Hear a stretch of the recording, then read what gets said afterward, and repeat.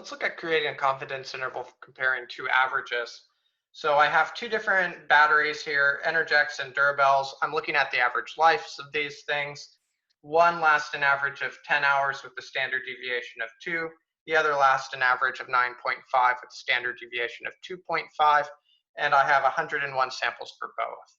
As a really, really rough estimate, if you take the smaller of the 2 degrees of freedom, you have a floor for the absolute smallest this number could be. So each group has 101 samples, so each of the degrees of freedom is 100. So I'm going to use a DF of 100 while I'm working through this problem. The actual degree of freedom is considerably larger. I think it ends up being something like 190.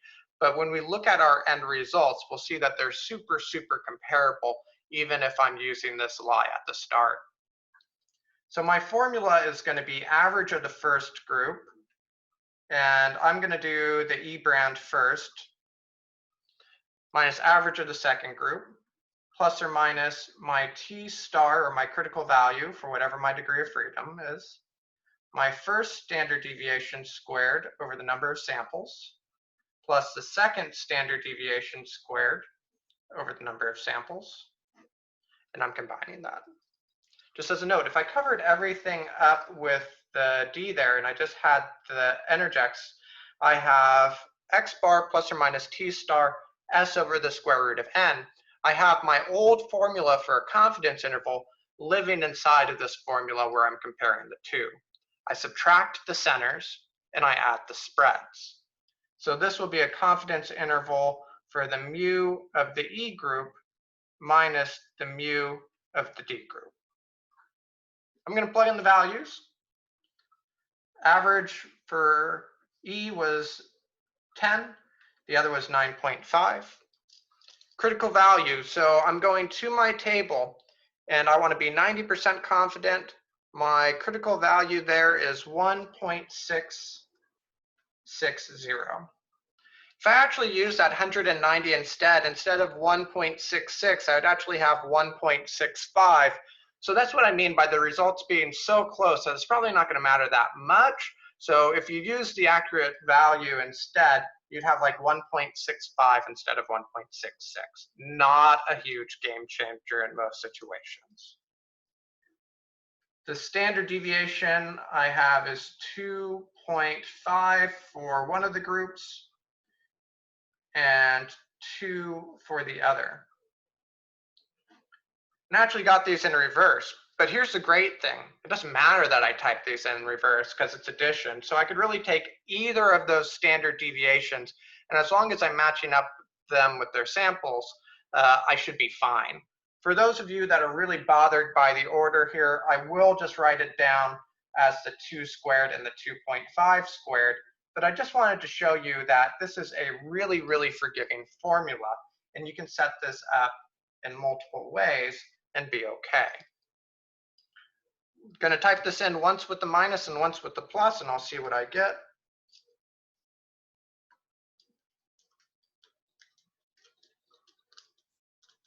.66.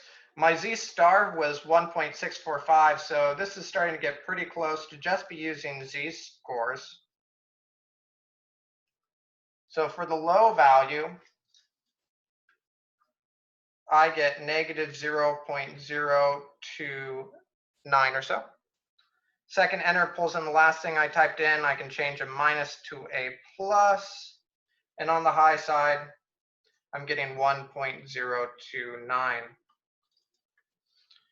Interpreting these results, this is a matter of looking at the signs. So if you ended up in a situation where both of the values were positive, this would tell you that your first group is larger than your second group.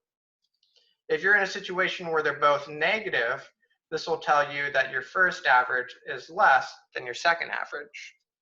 And if you're in the situation that we're in, where we have a negative and a positive, this tells me I can't tell if the first group is larger. It could be larger by 1.029 hours. So Energix could outlast Durabells by 1.029 hours. Or it could be the case that Durabells is actually better by 2.029 hours. So whenever I have this sort of mixed match thing with this negative and the positive, I say my results are inconclusive because 0 is inside of my interval. We are in this situation where our interval was negative 0.029 hours to 1.029 hours. So I do not have evidence using a 90% interval, do not have evidence that there is a difference in the two averages.